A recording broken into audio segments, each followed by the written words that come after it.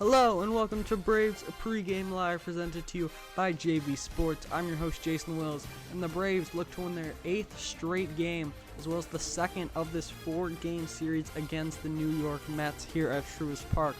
A tight division race as the Braves sit 4.5 back from the Mets in the NL East entering play tonight. We've got pitching matchups, lineups, as well as my keys to the game coming up right here, and let's get into it. First, with the pitching matchups, we've got Taijuan Walker versus Charlie Morton. Looking at the stats here for you guys, we're going to start off with Walker. He's 10-3 with a 3.43 ERA, 6-2 with a 3.38 ERA on his starts on the road.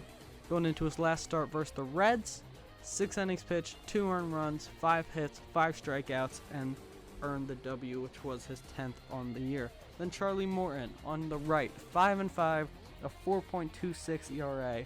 Looking at his home stats, he's 3-1 with a 3.41 ERA, which is just a tiny bit higher than Walker's away ERA. And looking at his last start, which was against the Boston Red Sox, 6 innings pitched, 5 earned runs, 3 home runs, 7 strikeouts, and didn't factor into the decision of a game that the Braves won 9-7. Charlie Morton struggled a good amount versus the Mets this year. He's 0-2 with an ERA of almost 8. So we really need him to have a good game, to keep the ball in the ballpark. And the Braves against Walker, you want to get to him early like they did with his last start against us. He only got 3 outs, gave up 8 runs and 2 home runs through 1 inning pitched. Now transitioning to the lineups. We're going to start off with your Atlanta Braves. Leading off is Ronald Acuna Jr., who's been really hot. An OPS of 1,040. Then we got Dansby Swanson batting second at short. Austin Riley at third. Matt Olson at first. Travis d'Arnaud at second. William Contreras staying as the DH. He's been really good while Ozuna struggled. Grissom at second base. Michael Harris the second in center field, and Robbie Grossman is in left as Eddie Rosario's out for about 2 games with some hamstring tightness.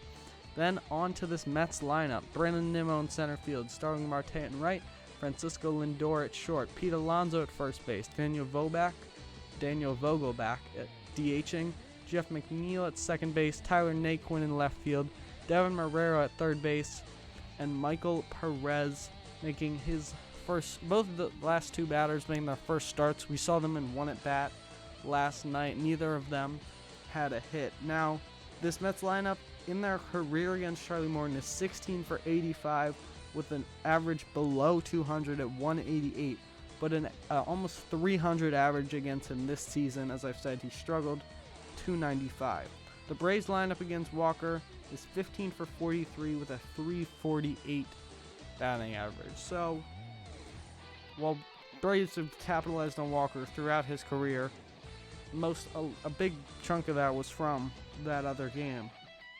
Now, jumping into my keys to the game. First off, like we talked about, Charlie Morton. Want him to change some things, but also keep things going. And while that sounds confusing originally, here's what I'm trying to convey. The Braves pitching hasn't given up 4+ runs in a week since his last start. So we want to keep that trend going. Limit the Mets, limit their offense. Don't let them blow away with this. Keep the Braves in the game. But what we want to change is, like I said, Morton has struggled versus New York this season, 0-2, giant ERA. So what I want to see is 6 or 7 innings of low run ball, which might seem like a lot to ask, but I've seen Charlie Morton pitch going earlier in the season. He's definitely struggled this year, but we all know he can do it. If we just think about last year, you were wondering if the perfect game was going to happen every time that he was out on the mound. So we're looking for almost 2021 Charlie Morton here tonight. My other key to the game is going to be Grissom and Harris to continue their success. Since Grissom's been called up, they're batting at combined 388 with 10 RBIs, and the Braves haven't lost since Grissom came up into this lineup. So, and not only that, the two of them batting like 8-9. Tonight they're batting 7 and 8 because Grossman's batting ninth, as he's not really a role player. He's just in for Rosario, as I talked about. But still, you're probably going to get chances where Acuna's up to bat with at least one of these guys, if not both, or even Grossman too, bases loaded, with Acuna up to the plate, which is exactly what we want with like a guy like Acuna, who I said at the very start has an OPS of over 1,000 in the past week. He's been killing it at the plate since the previous Mets series. I know as a team we struggled, but that was the series that kind of woke up Ronald. He had some big hits, a home run. He's been great in the Boston series as well in the Miami series. He missed out on one game because they were worried about his leg, but other than that, he's been great since then. I'm going to take you around the league now for the rest of the games or what's happening. Phillies are playing the Reds. Padres are playing the Marlins. Red Sox against the Pirates. Cubs at Washington. Rays versus Yankees. That's exciting. Baltimore versus Toronto. Baltimore's been looking really good so far. Detroit versus Cleveland. Kansas City versus the Twins. The Rockies versus St. Louis. The A's versus Texas. Houston versus the White Sox. Dodgers versus Milwaukee. Seattle versus the Angels.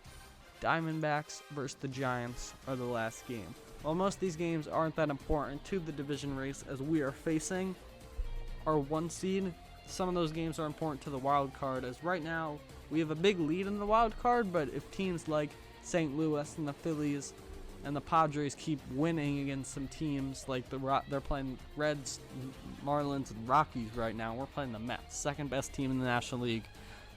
Want to be looking at those games, see how those teams are doing, just in case. You always want to be looking behind. You don't want to look behind you too much, as we just got to focus on these games, but that's always something to look out for as a fan.